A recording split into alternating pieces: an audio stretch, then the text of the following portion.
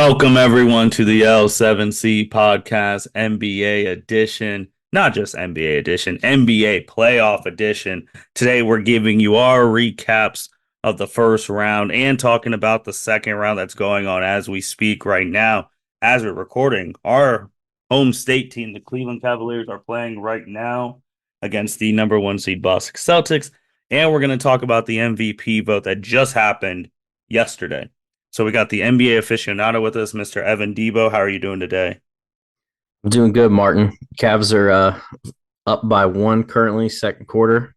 We'll get to how they got there here in a second, but it's that season again. How are you? I'm good, man. I am good. We're in the midst of the playoffs. We're already in the second round, which is crazy because it's just showing how time is zooming because we're already in the month of May. Absolutely. We've seen a lot. We've seen some expected so far. We've seen some really good battles here and there. A few surprises we'll get into here in a second. But yeah, with that being said, let's go ahead and dive in. So we'll probably start with a couple of the easy series. So Martin, let's start west. So Thunder dispatched Pelicans 4 games. So Pelicans make it into the play-in game. The play-in game against the Lakers, the first one they lost. They lose Zion in there. They end up winning, securing the 8th seed. They win the Oklahoma City Thunder, and Oklahoma City just had their way with them without arguably their best player. Again, we're another playoffs, another deep season run where we're talking about not having Zion. Martin, what did you see in that series? Again, just real quick. I mean, Oklahoma City made quick work of New Orleans, who's got to figure some things out in the offseason with a lot of similar parts. Again, some health issues. They might be an active person or might be an active group. David Griffin might be an active GM here, in the summer to try to improve upon a roster. It's really been about the same for the last couple of years as they look to try to do something. Yeah, I think the biggest thing they have to do, they have to re-sign Brandon, right? Ingram. They have to. I think he's got an extension deadline coming up, or yeah, they got to figure that out. Yeah, so I think with that, and besides the first game, which was a nail biter, it wasn't close. Like it just they were blowouts the rest of the way, especially game three, that 106-85 win by OKC. OKC just seemed like a team, obviously the second youngest team in the league, but they felt like that. I'm not going to say they're a veteran playoff team, but they felt like that veteran playoff team that's like, we're here, let's take care of business, let's get out of here. I don't think New Orleans would have been in that spot if Zion didn't get hurt during that Lakers playing game, because that Lakers playing game to me was the best game I've seen Zion play in the NBA with that 40 piece, and would have had more if he didn't get hurt. But it's the same thing. He lost weight during the season, lost 25 pounds. I think next season, knock on wood, he's actually going to be better, because if we talked about it earlier last year, he did come into this season overweight, and he had his personal life drama that was spread all over the internet. So hopefully now with all that stuff gone, I think he's actually going to come back better next year, which would then be so the fortunes of the Pelicans, because they got a lot of good players on this team. They do. I just think there's a lot of similar parts in different areas. They've got so many long wings. That kind of get the job done, kind of don't.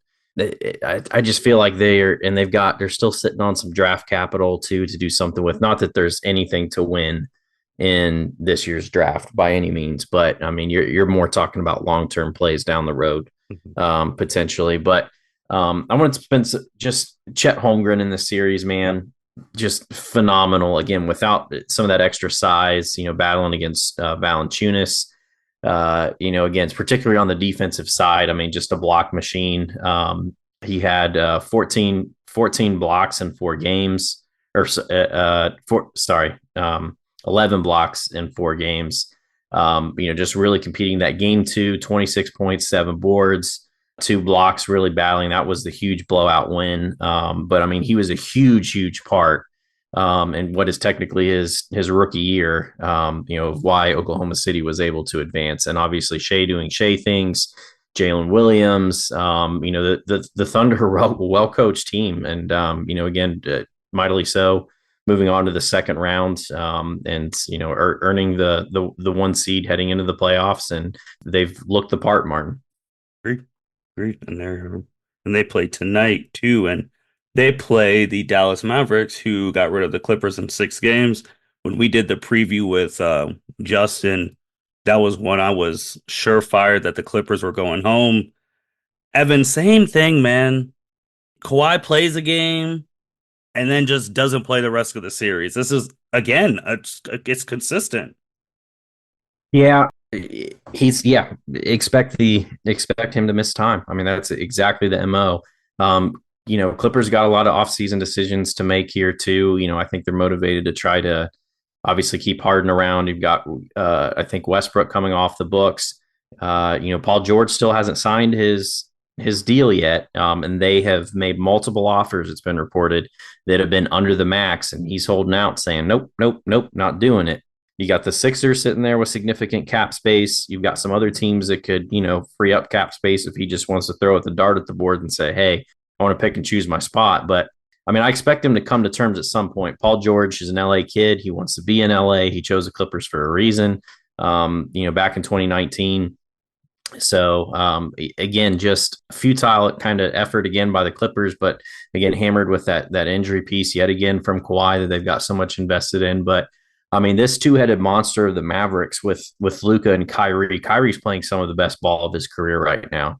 Yes. A lot of people criticize the Mavericks for going and spending what they did to pick up Daniel Gafford. He's been huge in the post. They've had a number of key players step up, here and there too around the roster, but it's really been, again, Kyrie and Luka that's propelled them into that second round against Oklahoma City. So, there were some decent spots here and there from the Clippers. I mean, again, that game one, we were thought, oh, maybe we ought to rethink some of this. And then the Mavericks really poured it on, moving forward from there. So a lot of questions, again, looking at the Clippers and what they're able to do with what they've, given up to Oklahoma City, to secure Paul George and to invest so much in Kawhi. So, again, a lot to be seen. And then another playoffs where James Harden was nowhere to be found when they needed him the most. Martin, the other West series I want to get to before the last one that we'll spend probably a decent amount of time on is, so let's talk Nuggets and Lakers again. We've got Wikipedia pages referencing the Lakers' father being the Nuggets. We've got, again, same MO as last year. You've got a lot of really, really close games that down the stretch the Lakers just can't do, or Lakers just can't pull off. I mean, a couple plays away, they're blowing up. They've had significant leads in some of these games that they've thrown away as well too. And then at the end of it, they fire Darvin Ham after they lose 4-1 to the Nuggets. At what point is Rob Pelinka held accountable for what they've done here? I mean, again, what they gave up to bring in Russell Westbrook, and then again, it's just malice for some of these roster decision moves that got them to this point. And then, I mean, you fire Frank Vogel after the title. Now you're on you will be on your third coach in 4 years as well too. At what point is it Rob Pelinka and you can't just live on the laurels of, hey, I was Kobe's agent back in the day anymore? Because it's just inexcusable with where the Lakers are as a franchise, what they've expended, what they're putting around their two stars. And I mean, again, I don't expect LeBron to be, if he's sticking around, which we think he is, taking anything less than out the last, year or two of his career, taking anything less than 50 mil. That's going to hurt them flexibility wise too. So a lot of takeaways from that series. Nuggets doing Nuggets things. They're the defending champs. The Lakers fought hard in every game. I mean, we didn't see any significant blowouts, but any thoughts, Martin, on either of those two teams?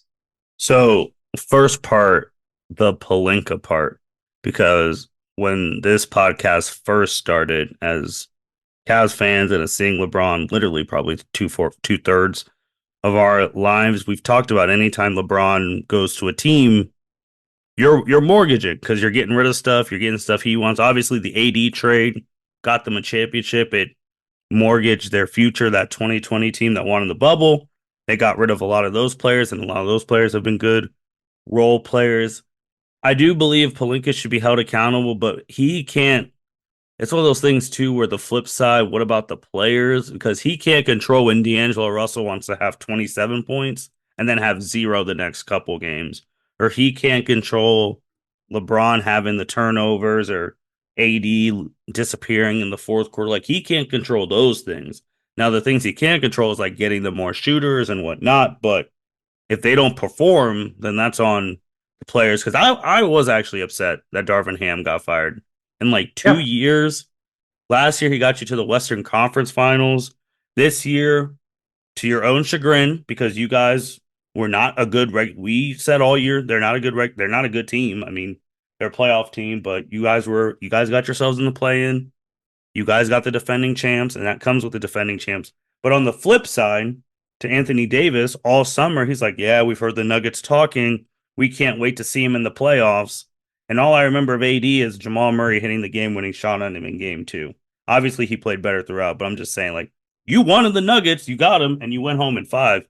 And me, conspiracy theory, I think the Nuggets wanted to finish in five so that they could finish it off in Denver, but it's a whole thing, man. Darvin Ham was a scapegoat. Palinka's still going to be there because of like Kobe's agent. LeBron's about to get 50 million a year, and unfortunately, because they've mortgaged so much stuff, they're going to have to run it back with this same team.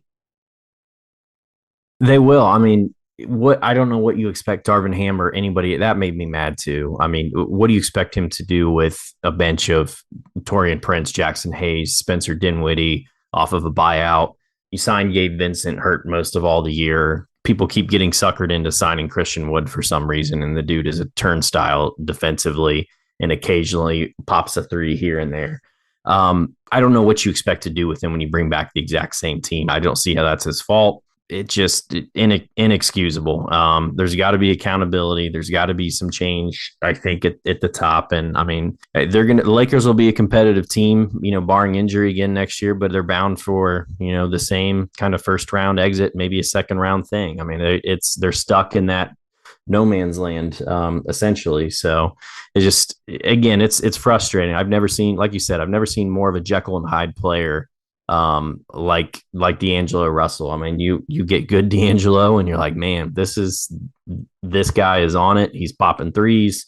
He's a scoring threat.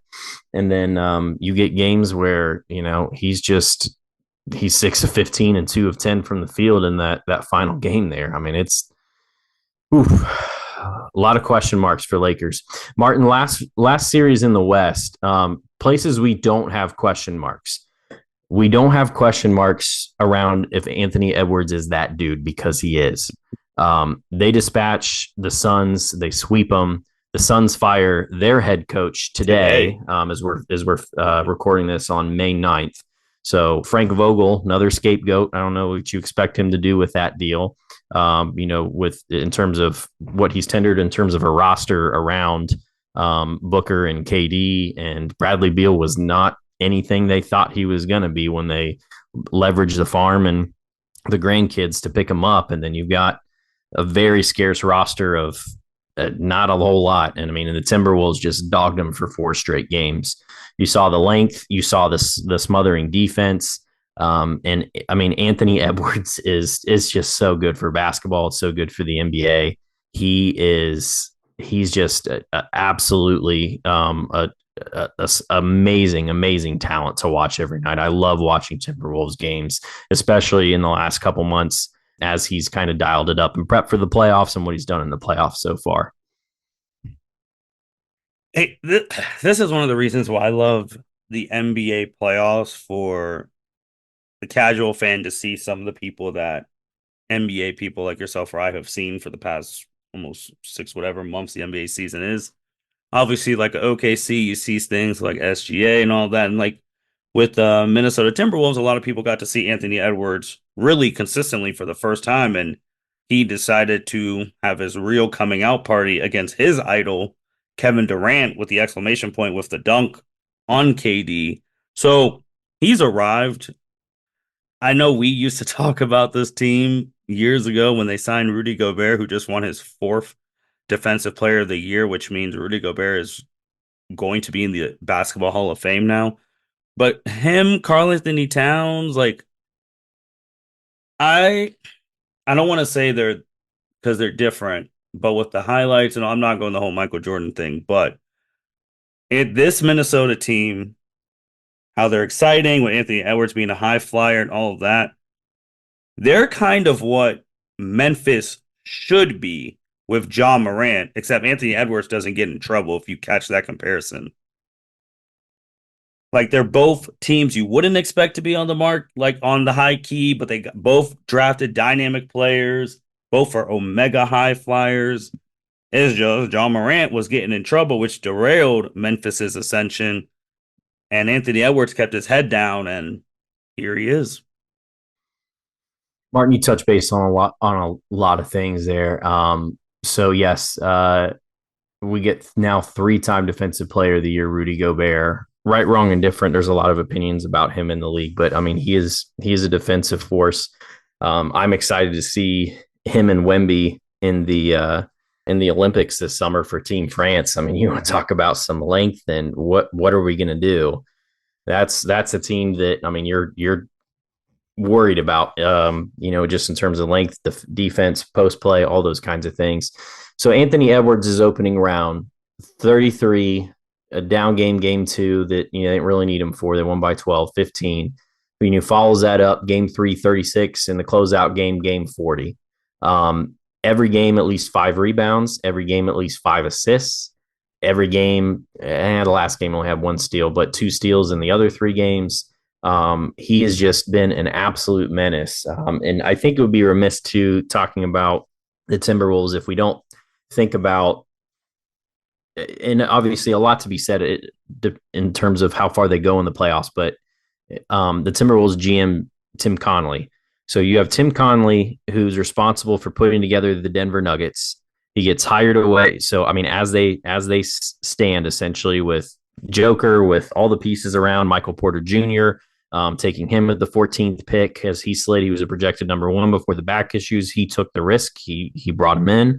Phenomenal player. He was huge in the Lakers series. And Tim Connolly comes into Minnesota. And again, I mean, all the picks that were given up for Gobert, I mean, I'll be honest, I'm still asking questions about, hey, was that all necessary for a team that was going to blow it up and rebuild? And who are you bidding against with that? I won't retract any of those things, but if this results in a championship, it was worth it. It was absolutely worth it. So just an incredible job filling out the roster around Anthony Edwards. And again, this is a long, lengthy defensive team that just got a lot of dog in them. It's got a lot of high basketball IQ when you have Mike Conley on the floor as well, too. You've got Slow-Mo coming off the bench, another really, really high IQ player. It's no surprise that, I mean, again, just a well-rounded team that gels together. That's, just they defend on a string. The rotations are great. That they were able to dispatch Phoenix as fast as they did in 4 games. Well, I mean, also on the flip side with Phoenix, obviously it was a total embarrassment because we're talking about the moves they made. They owe like 150 million to like 3 players with Beal, Booker, and Durant. And again, man, you just got to call the facts or the facts. Like since KD has left the Warriors, he has not made it out the second round. He's been swept in the first round 2 years in a row now. Like, let's just call it what it is. It's one of those things like where it's like we're looking at him different. Is Phoenix going to get squirrely on us this summer, Martin? You mean with blowing it all up? Not by choice. I mean, their owner said, Matt, he said they're going to keep the same. We don't I talk know about we don't. I'm going to institute a new podcast rule. When your home state team, my favorite team for sure, I think most days your favorite team, when our real estate mogul owner has beef with another real estate mogul owner, mortgage broker owner, we're not going to mention that dude's name on that podcast. His team's had 2 first round exits since he took the ball from Joker. So that's, the basketball gods aren't happy. Dan Gilbert's not happy. He's got beef, and we're not going to mention his name. But new rule. He said that they're going to keep it together. We'll see. I don't know who would want Al. I know people are talking about Booker and all of that stuff. But and shout out to wrestling. That's fantasy booking. Unless there's some real. Let me tell you what's not fantasy booking, real quick. Sorry to interject. There's a rookie right now with the most repeated shoe commercial that's come out in the last 2 weeks, who plays for Oklahoma City. And the narration of that video is by who, Martin? Kevin Durant. Oh. Yeah, it's not happening, man. At a certain point, you got to think as a player, listen, I've changed, especially when you've changed teams a lot. You know, people are mindful of that. People are mindful of legacies, especially when they grew up with the Larry Birds on one team, the Michael Jordans for the first round on one team, the Kobe Bryants on one team, all those kinds of things. And I think there's a part of them that's in the back of their mind of like, listen, I can't make it any worse if I go back to where I went. So if it's Kevin Durant in a Warriors reunion, if it's Kevin Durant in a Oklahoma City reunion, the one we can cross off is his hometown Washington Wizards. He's never going back there. But conspiracy Evan thinks, never say never. Things might get squirrely. We'll have to see. I mean, and again, there could be all kinds of things in the trade machine that, you know, pundits, once the season's over and they're bored, are going to start pitching ideas places. I don't know. I mean, but back to reality, Phoenix has got a lot of questions. I think they missed the boat on the trade with trying to split off DeAndre Ayton for assets. And part of that is trying to sell damaged goods because the guy has been a no-show.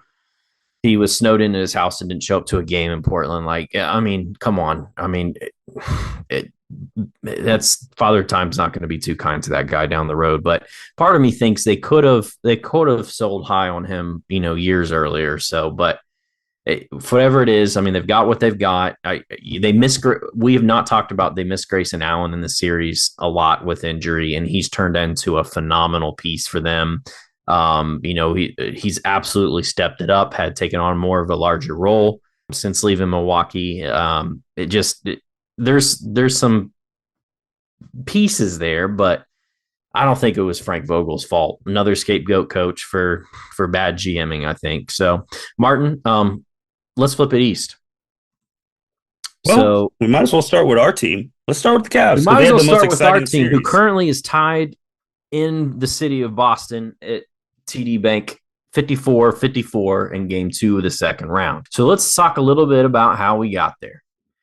So Cleveland famously throws away the fourth quarter against Charlotte in the final regular season game. They're scoreboard watching. They're trying to see, you know, different positions. There was a reality at the time they made the call to pull the starters and throw in Larry Nance Jr. or not Larry Nance Jr. Golly, but Larry Nance's son, who's a G League, two-way guy for us, Pete Nance.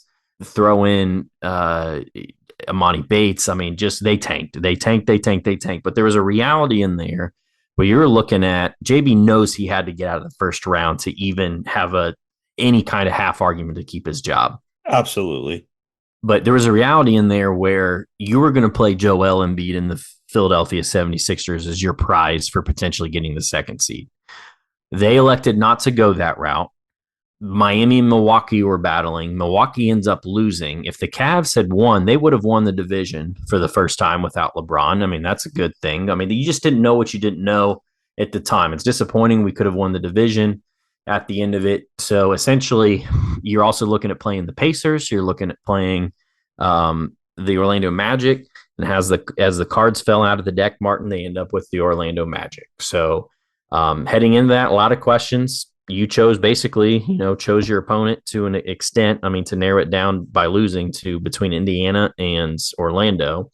So Cavs take the first 2 games at home. They go into games 3 and 4 in Orlando, and Martin, we got real problems.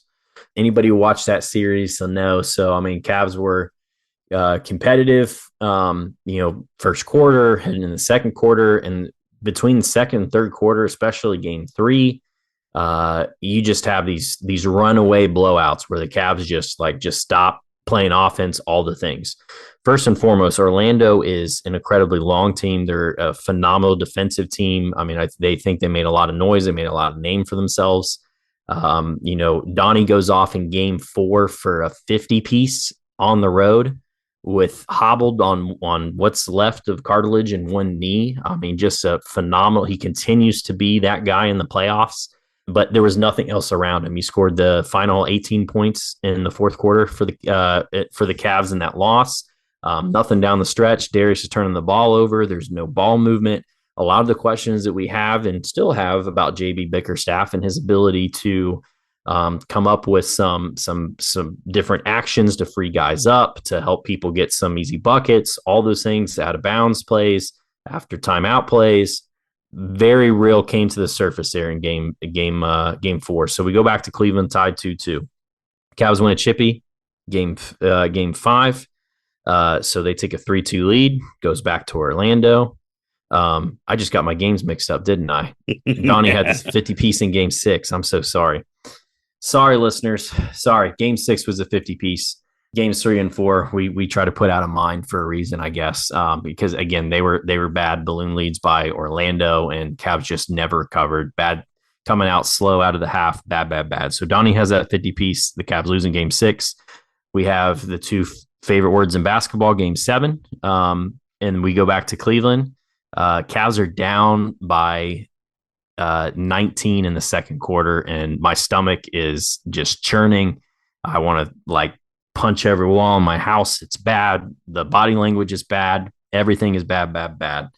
And then slowly but surely they chip away. They come back. They eventually tie it in the third quarter. They take the lead, and they comfortably keep this kind of 8 to 10 point lead, Martin, heading into the fourth, and they're able to take game 7, but behind another great performance by Donovan Mitchell. Isaac Okoro down the stretch, that guy, what he was able to, I mean, he's 6'5", Martin, going up against the 6'9", 6'10", Paolo. He's just so impressive, so technically sound. What he was able to do is just phenomenal. You got Evan on the defensive end. The Cavs put on a defensive clinic to pull themselves out when they needed it. They win game 7. They get that notch on their belt. Again, disappointing previous games got us to the fact that they had to get to a game 7, but Orlando's nothing to sneeze at. They'll continue to get better. They need shooting. I've talked enough, Martin. So those are the highlights, obviously. What stood out to you? What stood out to you in game 7? What stood out to you about the performance of Paolo Banchero?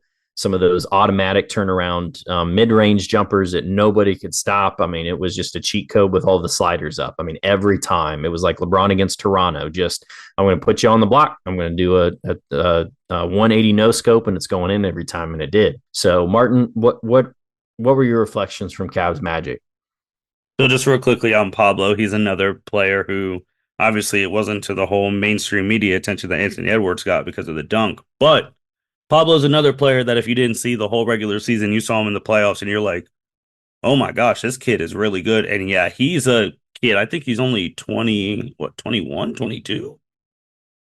21. Yeah, 21. And you saw him giving the Cavs some 30-plus pieces and all of that. And so be on the lookout for him. He's a really good player. But Cleveland, that game 7, I was very impressed for the fact that first half, I thought it was over. I thought JD wasn't even going to make it out of the locker room. I thought he was going to get fired at halftime. I was ready to fire him at halftime. They fought back. Garland did not have a good game at all, which that was also frustrating. Jared Allen has not played in forever, and he's not playing right now in the Boston series. And they fought back, man. I mean, Donovan Mitchell, I love when players are honest. At the end of game 7, he just said, I did not want to go home yet. And that's what it came down to. The Cavs did not want to go home. It's their first playoff series win since LeBron left in 2018. And it's their first playoff series win without, if you exclude any of the LeBron James ones, since 1993 with Mark Price and those guys. So it was a big deal. And to do that at home, seeing the arena rocking, I mean, I'm just impressed with the Cavs still fighting through and getting it done and advancing in the first round. And currently, right now, tied with the Celtics. Martin, you brought up a good point on Jared Allen. He was averaging in the first 4 games of the Magic series. He was averaging 17 and 13. He was their second leading scorer.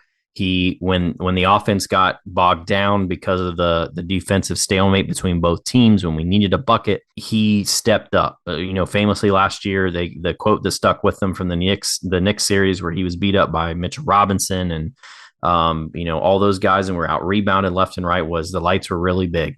They were not really big for Jared Allen, regardless of the results. In games 1 through 4, he was a man, like grabbing boards, exercising his strength, everything else, making it really tough on the interior of the Magic. And the Cavs and Mo in this season is they're putting points in the paint. They're, and even to this game today, they're scoring points in the paint. But Jarrett takes a sharp elbow from, it wasn't dirty or anything like that, from Franz Wagner. He has been out. He has not played in games 5, 6, 7, 1, or 2 of this series against Boston so far. So, I mean, it's incredibly frustrating to lose a guy like that when you're going up against a team as great as the Boston Celtics have been all year long. 60-some win team. You've got to have your A game. And it sucks to not have that guy to come in and spell Evan to help make sure we're getting points and steady spurts with his activity around the rim, his hard rolls to the rim. It's tough, Martin. You spent some time talking about Paolo Banchero.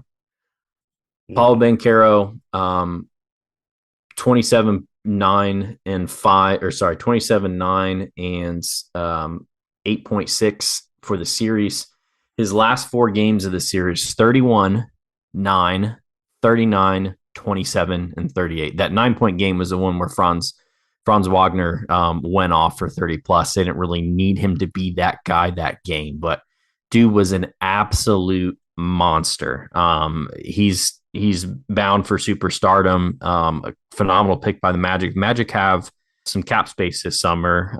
You're hearing them potentially as hey, listen, Klay Thompson wants the bag, still thinks he can get it. You get one of those solid, hey, I need to come in and mentor some young guys and collect the bag, and I'll hit some threes for you and provide some shooting and space out the offense a little bit deals. I think Orlando might be a team to give a guy something like that versus, the Warriors that might not be willing to give him as much as he could get on the open market for a legacy deal for past time served. So they've got some decisions. They got to figure out some more shooting around them. But yeah, Cleveland moves on with that gritty game 7, Martin. Again, a lot of questions still. We saw him come back in game 1 about ball movement, all those things. Darius Garland's not shot the ball well. George Niang really shouldn't be on the floor as bad as he's been all playoffs so far through. Now this is like game 9. If Marcus Morris is your guy, that's hurting. But he's had to be that guy because George has been so bad and our bench has been so bad. So, Martin, let's flip it over to, so we've established the Cavs and the Celtics are playing. They're tied at half right now in game 2. Boston took game 1. So they dispatched the Heat 4-1. The Heat did take a game. The Heat did not have Jimmy Butler the entire time. Again, just nothing the Heat could do from Steph Curry, Derek White. I mean, he has been the conversation of the series. He did it in game 1 against the Cavs too. I mean, I think he's at 3 or 4 straight games now of 25 points. And I mean, you're not talking Brown or Tatum. Tatum has not had to carry the scoring load. Jaylen Brown has been every bit as good as anticipated. They do lose Kristaps Porzingis, who's not played in the first 2 games of the Cavs series so far in round 2. He did not play towards the end of that series against the Heat, but I mean, Heat frisky for as long as they could. But I mean, it's just 5 games. Celtics do what is expected of them, and I mean, just the 3-point barrage. I mean, Boston is the juggernaut. We knew they'd be in the East. Yep, nothing really more to add to that. I mean, they're the number 1 seed for a reason. Even though Boston and Miami have had a rivalry the past 4 years, they've been knocking each other out of the playoffs at different times. So, but this one, no Jimmy Butler. It was no shot. It was just no shot. And I think I'll leave it at that. Let's talk injuries again in the next series. The Indiana Pacers dispatched the Milwaukee Bucks 4-2 put them away in game 6. They advance on. Bucks, no Giannis, got that significant calf injury at the end of the regular season. You had a really good Middleton game where they thought they were going to close it out in game 5. I think he went for 40. So, I mean, they were frisky at home when they needed to be. Indiana, not necessarily, it's just a well-rounded effort, not necessarily all Halliburton. Halliburton's been dealing with some back injuries, some back tightness, but he's been playing through it. But, I mean, Obi Toppin, TJ McConnell has been phenomenal off the bench, distributing, moving the offense along, everything. I mean, he has been a huge spark for them off the bench. And again, so the Bucks also, didn't have a fully healthy Damian Lillard by any means either, missing multiple games in that series. So, I mean, a tale of injuries. I mean, every year you never know. I mean, on paper, you definitely thought the Bucks were going to be up there, to start the season, and they were. But I mean, injuries are undefeated. I mean, and they hamper seasons, and that was obviously evident. And the Pacers took care of business. Injuries and not playing defense throughout the season. I mean, their defense was atrocious at times, and obviously Doc Rivers, to his credit, he did say like coming in mid-season is tough, which it is, but that's why you get paid the big bucks. That's why you're hailed as a great coach. But I mean, again, I didn't think I know it was in 6 games, so it was respectful, but I didn't think it would go that type of way. Maybe because I didn't expect him to win without Giannis, but I just felt like it'd be more competitive. Dame had that first game explosion and all that, but then after that, I just felt like they couldn't get anything anywhere else, and the Pacers dispatched them. And I'm just like, all that hype from the offseason with getting Dame, getting rid of Drew Holiday, your best defender. Sometimes it looks like your only defender when you're watching the Bucks if Giannis is there. But I don't know what they do either. I mean, they're gonna run the same team back because they're gonna feel like they didn't get a fair Just shake. hope he can be healthy. Yeah, that's really it. And that brings us to our last series: New York Knicks, Philadelphia 76ers. Knicks take it 4-2. Joel, with the Bell's palsy, droopy face, affecting vision. I mean, all that kind of stuff. I've had coworkers in the past with that. It's scary when it comes on. It could be potentially life threatening, but he was hampered. He was obviously forcing himself to come back to be healthy in the first place, or attempt to try to be healthy towards the end so they could make the play-in tournament, so they could make the playoffs. He and Tyrese did as much as they could, but the Knicks just ended up being too much. Again, that the Villanova Knicks, it's just amazing. I've never seen. I'm glad that this has been shown in the first round with how they played against Philly, and then what we've seen so far in this Pacer series, because I think it helps the long-term narrative on what the Cavs experienced last year. I've never seen a guard rebound like Josh Hart in my life. I mean, we're talking 14, 15, 16, 17 rebound games from a guard. He's got a nose for it. I've never seen anybody like that. I mean, if Josh Hart is at midcourt, I'm boxing him out. I just don't understand how it's not part of the game plan when a shot goes up, because he just finds a way in all those extra possessions. I've got a love-hate relationship with Jalen Brunson because it's a lot of the James Harden fall down stuff. He got a couple of those calls again last night in a Pacers game. But, again, it's just Jalen Brunson's just been on fire with 40 pieces, 35 pieces, and they've got enough from the other core folks, OG Anunoby, DiVincenzo. I mean, what DiVincenzo arguably I mean, that's got to be a guy up there for most improved. I mean, I know obviously he didn't win the award, but I mean, just such an impressive guy. So, I mean, if you're Philly, obviously you've got a lot of cap space this summer. You've been positioning for this summer. What they're going to do, Daryl Morey again has to figure something out. Or maybe Joel's starting to look or kick the tires and say we want to maybe look at something else, but. The Knicks advance, they go home, and Martin, we're in the second round officially. So we've got the slate: Thunder, Mavs, Timberwolves, Nuggets, Celtics, Cavs, Pacers, Knicks. As we record this on Thursday, May 9th, Oklahoma City's up 1-0 against the Mavs. They play later tonight. Yep. Cavs are Cavs right now have I think a 62-59 lead. They're Yep. 62-57 lead against the Celtics in the third. Again, it'll be tough to hold on to that. It's Boston at home. I'm not anticipating us to come back to Cleveland Tide, but who knows? You have the next two series, Martin. Where do you want to start? Pacers, Knicks, Timberwolves, Nuggets. We could do Pacers Knicks since they just had a game yesterday. Yeah. So, So back to the officiating. There's been some really tough officiating against Indiana, and I get you get some of those home court calls at home and everything else. Let's dial back to game one that went down to the wire. So you've got two huge calls at the end. Again, I've talked about Brunson getting these ticky tack fouls and the parade of the foul line and his little again his pivot foot stuff where he spins and throws himself into you and he's at the foul line stuff. But two big calls at the end of game one that I think really hampered the Pacers. The Pacers have now turned in I think like 60 some plays to the NBA to try to just make a political point about how bad some of these have been. The first one at the end of game one, you have a kickball violation from a steal from the Pacers where it was never kicked. You cannot challenge a kickball in the NBA as one of your challenges, but it was deflected with a hand. They call it a kickball. Knicks take it and score.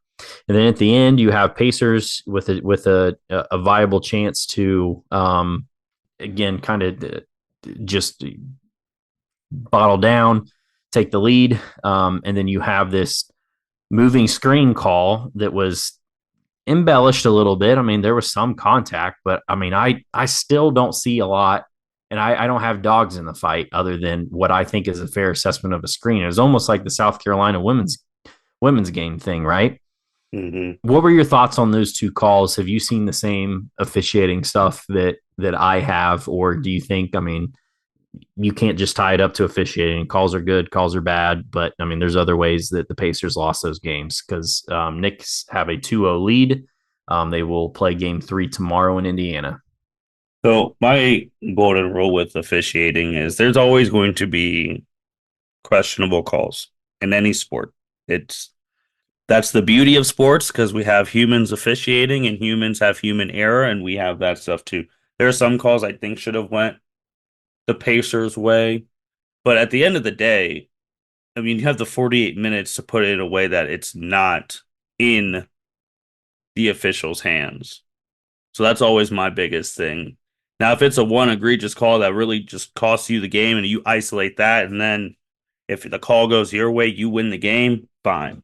But if you were in those 48 minutes and you were in there to win and you could have made one or two plays, I mean, no one's talking about how in game one, Tyrese Halliburton was absolutely terrible from a scoring perspective, while Jalen Brunson had what, 20 something second half points in game one because he finished with what, 40? Or like you said, no one's putting into account like Josh Hart led the game in rebounds with 13 as a guard. Josh Hart led game two in rebounds as a guard. So you guys aren't boxing him out. DiVincenzo's there playing OG Anunoby, who's going to be out for game three. He's been balling. So it's my thing too. Like, yeah, I agree. There were some bad calls. I don't think about 78. Nah, that's a little too much for me. I don't think there's 78 bad calls. I understand what Rick Carlisle is doing because it's going to go back to Indiana. But from a financial standpoint, I don't like what he did because he also said that big market cities get the calls and small markets don't. If that were the case, the Lakers would be in the NBA finals every year. And I don't think that's a smart thing to say when you're literally up at your contract from an NBA TV partnership standing. But that's just the business side. But I just think they can do things to win the game. So I'm not going to put it all on the officials.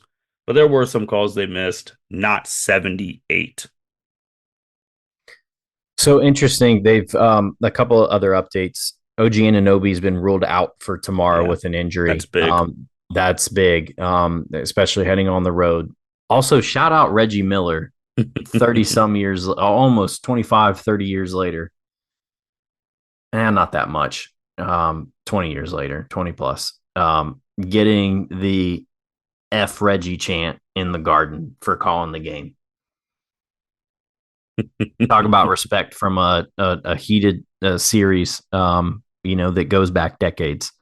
So that was cool to see, just in terms of paying homage. And Reggie took it with a grain of salt and a smile and stuff, because he knows it's out of respect for what he did to the Knicks for many years as a player. So, Martin, predictions for the series.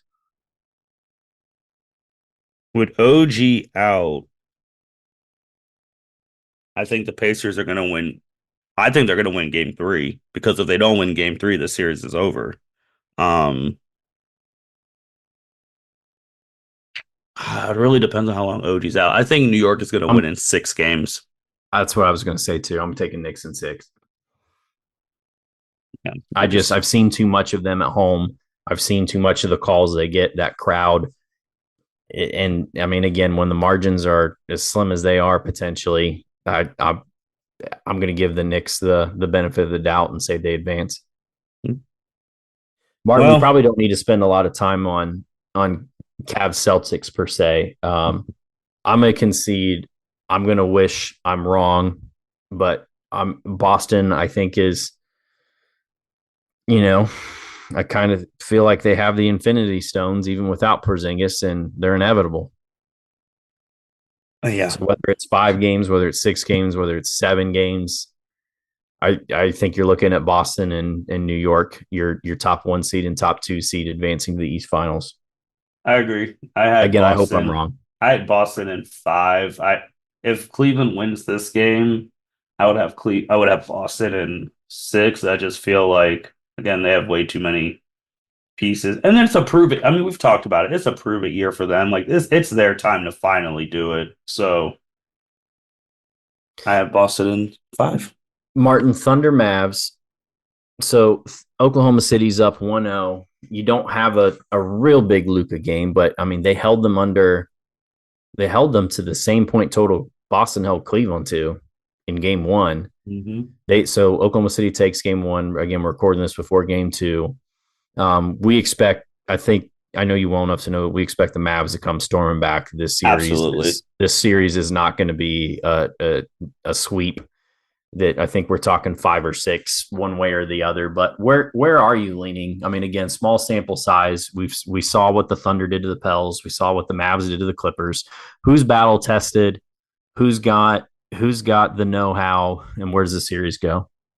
The most battle tested player in this series is Kyrie because obviously he's been to the finals. He's been down before, obviously, part of the 3-1 comeback. So if they're down, he won't panic.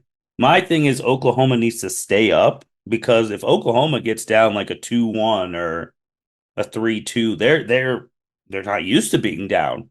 So I don't know how they would They're a young react. team. So They're a young team. yeah, so I feel like if they ever get down in the series 2-1, I think that's when they're gonna fold because of their youth and experience. But I Man, I'm actually kind of torn because I know once we're done this, we're gonna talk about the MVP stuff that came out today. Because spoiler alert, Luka and SGA were second and third respectively in the MVP voting. So I this is tough. I think I'm gonna go with the Thunder in six. This will not be a sweep, but I honestly wouldn't be surprised if this went seven. I think the X factor is gonna be Chet. I think so. I think so too. Obviously, I think Luka's capable for anything. I think Kyrie's Absolutely. capable for anything. It's all about the supporting cast. Mhm. The Thunder are your better defensive team. I mean, Yep. they are just locked in. They're energetic. They play long minutes. They don't have quite the miles that, I mean, you're playing. You get a Timmy Hardaway on an island kind of stuff. You get some of those unproven guys on Dallas defensively, and they're getting past. I mean, they're not making it over screens. They're not dropping fast enough. They're late on rotations here and there. But by all means, Mavericks are an offensive team. We know this. But again, it's just going to be a matter of wills. This is, I think, maybe one of the toughest series to call. Yes. So I don't know what to think. I'm going to say the Young Thunder in six. No, I And feel you. I don't feel comfortable with it. Oh no, because I could see Dallas winning this series Oh, too. easily. Because we didn't talk about too much in the Clippers thing, but there was one of the Clippers games, one of them that they won. Dallas was down 30 plus points and they stormed all the way Yep. back. So Yep. that type of team that doesn't flinch when they're down 30 and is able to make that type of run, that's a very scary team to go against.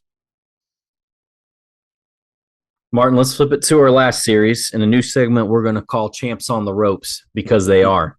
They are down the Oh, Denver two. Nuggets home court advantage hosting Minnesota. They are down 2 games to nothing Yep. heading to Minnesota right now for Yep. two very critical away games. We're going to find out what this championship team from a year ago has within them. We're going to find out what the now 3-time MVP has in him. Minnesota, again, you think back to just what Tim Connolly's been able to do is it kind of seems like they were built to play the Nuggets. Oh, And I mean, they gave the especially how Nuggets these their first two toughest games have series gone, last year. how Anthony Edwards has gone. Mhm. Um, it's been so impressive to watch, and I think the NBA is a little shocked about where we're at right now with Game 3 tomorrow night. Oh, yeah. Because game three is much watched television if you're an NBA fan, because we always talk about the changing of the guard in the league. If the Timberwolves win game three, then Denver is getting swept, and it's going to be, and then the defending champs are going to be out. We're going to have a new champion guaranteed. We're going to have a new Finals MVP, which is going to be the crowning. So it's a big deal tomorrow. Like, I'm going to be locked in when that game turns on because, like you just said, what's Denver got? They're down 0-2. Jamal Murray's played terrible. They're lucky he Jamal didn't Murray get has played terrible. they're lucky he didn't get suspended. He got the fine, but they're lucky. But That's unbelievable. He was not suspended. I honestly think There is a value there's on some keeping a guy politicking. in a series, and it is approximately. Sorry, had an ad playing on a box score, but there's a cost associated with staying in a game and not getting suspended, and it's $100,000. That's nothing to sneeze at, but his conduct was unacceptable. Throwing Absolutely. first, I think first a towel and then throwing the back heating pad and stuff on the court too. No, I mean, absolutely. inexcusable. But I mean, also to say to that level of frustration, that's how much the Timberwolves are frustrating the defending champs right now. Hmm. Yeah. I mean, it's do or Man, die this is tomorrow. It's literally it well, is. do or die. We might the next time we come back, we might be talking about champs got swept. It's a real possibility because I'm telling you now, if they win game three, Minnesota, that place is going to be absolutely rocking in game four. I'm going to say Timberwolves in 6. I'm gonna give them a credit. Say the champs carve out 2 somehow. Maybe one in Minnesota, maybe Game 5 at home. I man, I don't see it going past five, man. I think They've got to Timberwolves in win five. 4. They got to win 4 of the next 5 games, I don't think it goes. I think Timberwolves in five, man. I really do. unless there's some catastrophic injury. Yeah. It's Yep. just a matter of time. Yeah. But we both have the champs getting bounced in the second round. Who would have thought? Martin, he's got the MVP. Should he have won it? We made predictions the last time we got together. Yeah. Yeah. Oh, I'm let gonna me. interject real quick. Cavs are up 11 on the road. Yeah. I am what 77-66. 5 minutes Darius left in the Garland third. coming alive with 9 points in the third. Let me. I just want to pull up because I had it on my phone, but The voting. yeah, just the numbers.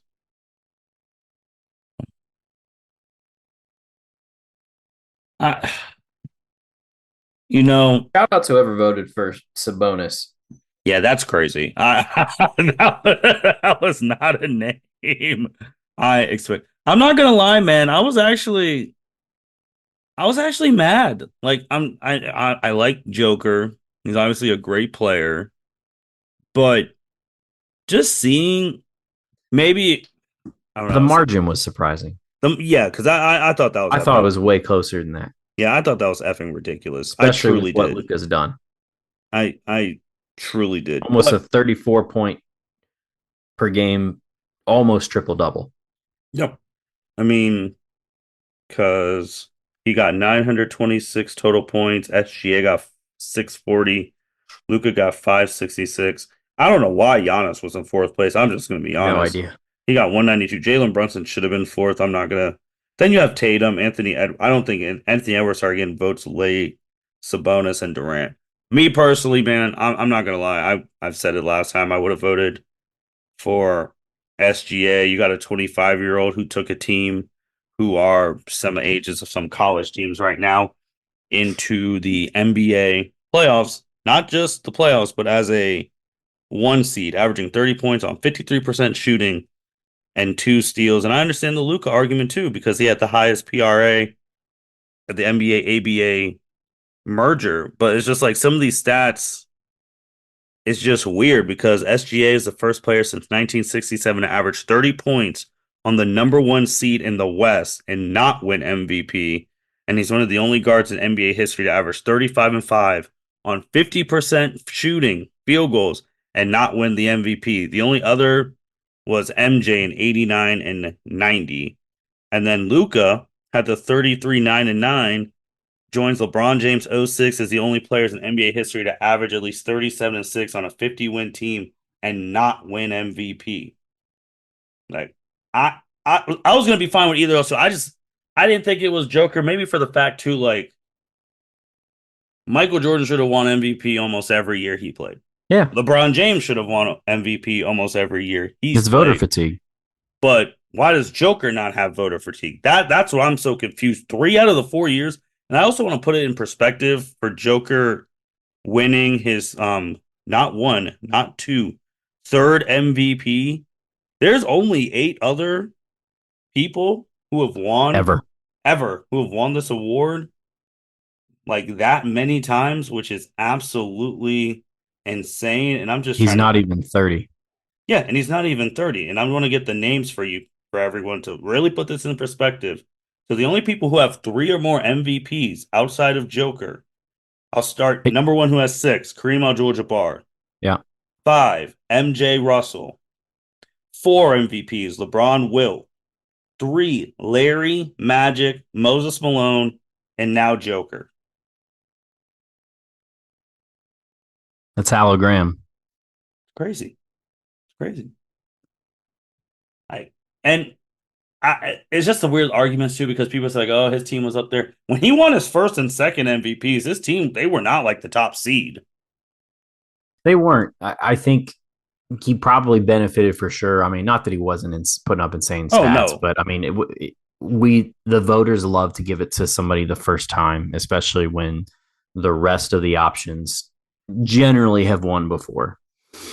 So I think that's a conversation. And then once you're in and established and they've done what they've done, they were contention for the one up until the last couple of games of the season. That I think that matters. I mean, again, on the best player, best team argument comes forward. And again, he had a fantastic season. mm-hmm. I think the biggest piece was just on the margins, man. It just makes zero sense. And again, that guy who voted for Sabonis should be fired or should lose Same his with the guy voting people who rights. voted for Kevin Durant. Yeah, I mean, yeah, it's just inexcusable.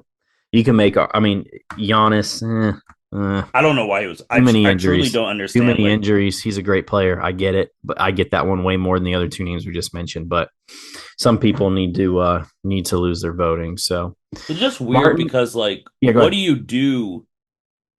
Like, so what will be your justification in the next couple years to for SGA to win or for a Luka to win?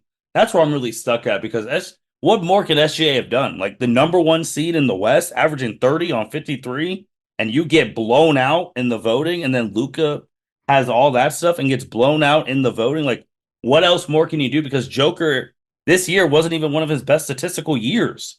I don't think it's sustainable. I think it's I think voter fatigue eventually gets those guys in. I mean, and that's where it settles in is I think people will get bored of voting for Joker because they've shown us before. I'm not saying they should. I'm just saying we've seen it before. Like you said, again, with MJ, with LeBron, I mean, people have fatigue and they always want to give it to at some point. It's all a matter of timing.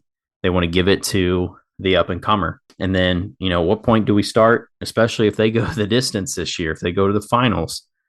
I Oh, mean, I you think start whoever looking wins at finals MVP, Anthony Edwards, spoiler, whoever wins finals MVP, if it's Anthony Edwards, Jason Jason Tatum, Tatum. Luka, or SGA, they will win regular season MVP next year.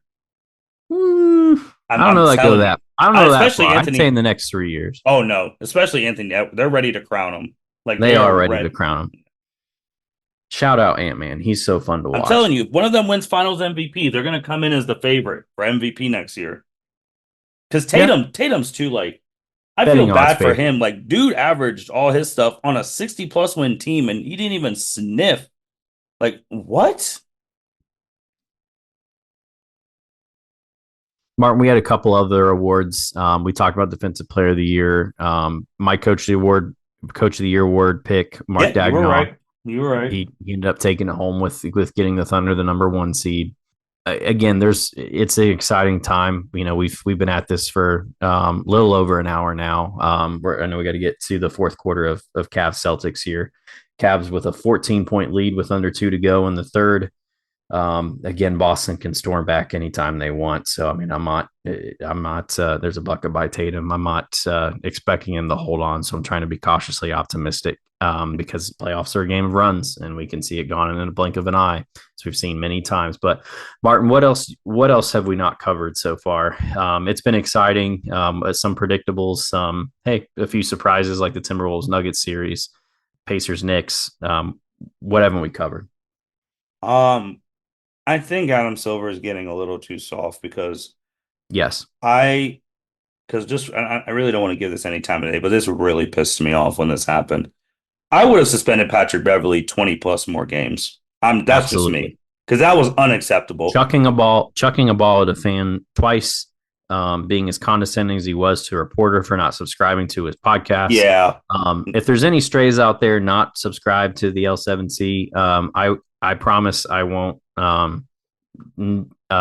just disengage from a conversation with you as unprofessionally as Patrick Beverly did. If I'm the Bucks, I look hard at just cutting the man over the summer, and I'm going to say that's the betting odds that he's not back in a Milwaukee uniform in the fall, and they say, listen, we got enough sideshow going on, we don't need this. We'll find some other Grizzly vet to come in on a vet minimum and give us, what we need. And I'm going to say that's there's a high chance of that. Yeah, it really got like it really annoyed me because you do not do that to people. Like they're doing their job, and because they don't subscribe to your podcast, you're not going to answer questions. And you also you put your hand over her mic so that she doesn't catch anything you say. Like like come on, man. Like I don't understand when we got to the point where Patrick Beverly thought he could do these type of things, but that But let's really look set me over the edge. but let's look at Adam Silver again. I mean, look at the Jamal Murray thing. Yeah, Should have been suspended. yeah. Um, the questionable stuff. I mean, again, with the on again, off again with Draymond stuff throughout the year, the All-Star game conversation continues to come up. Adam's apparently just furious about, how he's talked about and joked about in circles, and he should be because this is a joke. That weekend, I remember growing up being so excited to see them all in the locker rooms. You look at the Michael Jordan doc where like Michael's talking about that little Laker boy, talking about Kobe and like the Hmm. competitiveness and the nature of it. And part of that is just, where we've aired on the side of offense and stuff too. So I mean, I don't know that I've seen a memo like apparently has been out about just changing. We're not going to call certain fouls and stuff after the All-Star break too. Is like, I mean, that's weird to just you get so accustomed to where we're at. Not saying it was right, but I mean, now we're just swallowing the whistle at certain times, and other times we're just we're all over the place with officiating. The All Star game is crazy. I mean, Adams got to spin some stuff around here because that's a great point. I mean, it's things aren't going well in terms of Adam Silver stock lately. So I'm not saying they're dipping. I'm not saying, but they're on the verge of going downward. I would just say with the All Star game too, like you talked about the growing up thing. E like the All Star game, even just in the past 10 years, I don't know if it shifted when Kobe retired or whatnot, but the way obviously like we grew up with the All Star game is, yeah, like first couple quarters, you get to see all the cool stuff like the dunks, like the offense and all of that. But once it became the fourth quarter and it was close, it was a real game It was. because those people, the Kobe's, the K, and they all rest in peace, Kobe Bryant. But the people like he talked about it, Kevin Garnett, Paul Pierce, all these old school players talked about like, yeah, when it was the fourth quarter, like you're trying to win. Like you're not coming all the way here just to lose. Like if it's close, if it's in striking distance, you're like, all right, let's go get it. And we saw those great finishes. I mean, we saw Jordan's last All-Star game when he hit that fadeaway. We saw the Kobe who hit his. We saw Kobe guarding LeBron, everyone getting hyped, and then like all these type of things, man. Like, and then when they changed it to like not the East West in 2018, they did the Team LeBron, Team whoever was Durant, Steph, or whatever. Now they've changed it back to East West. Like they got to put some incentives on it, man. Because if you're not going to play defense, fine. Get some people who will. Like not you. Obviously, as people say, it's a pickup game, so no one wants to get hurt, which I get. But if you're a real basketball player, I'm telling you right now, you get in that mode in pickup where you're like, "Oh, the game's close. Let's go get it." And the in-season tournament could use some tweaks too. I don't think that was necessarily a bad move, but again, put my Cavs hat on. You win 3 out of 4 games and you don't advance.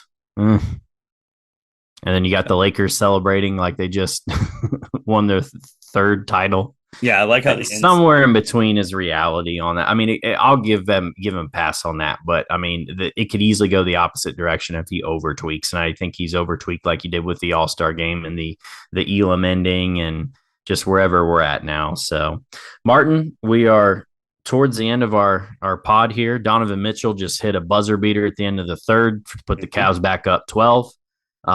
We got 12 minutes to play. I'm going to do a lot of praying, man, to send this back to Cleveland Tide 1-1. Yeah, we know who Boston is. We know they're coming with all their punches in the next 12 minutes. Can the Cavs lock in and keep them off the 3 line? And then can they continue to make good decisions with the basketball on the offensive end, not turning the ball over with Darius Garland, just probe dribbling, all those types of things. It's going to be a fun 12 minutes. I would also say this is months down the road because we still have the second round in the conference finals and the NBA finals. There's going to be a lot of pressure on USA once it comes summertime because of obviously the Olympics. So that's going to be another stuff we're going to be talking about when we get to that point. But just want to throw that out there. But shoot, Evan, we had a lot of things. A lot of stuff's happened in the league. Covered a lot of ground. Oh, a lot of stuff's happened in the league since we've been away. I can't wait to see how these second rounds go. I can't wait to see what my mood is going to be in the next 25 minutes or so. But hey, it could be oh my gosh, we're 1-1 or oh, we played this close. Now we're down 0-2. We shall see. Go Cavs. Go Cavs. And with that being said, L7C Podcast. We'll be back after the second round is over to preview the conference finals. Signing out. Thank you for listening to this episode of the L7C Podcast. Be sure to like, rate, review, and subscribe to the channel. Follow us on all social media platforms, and we'll be talking to you guys soon. Take care.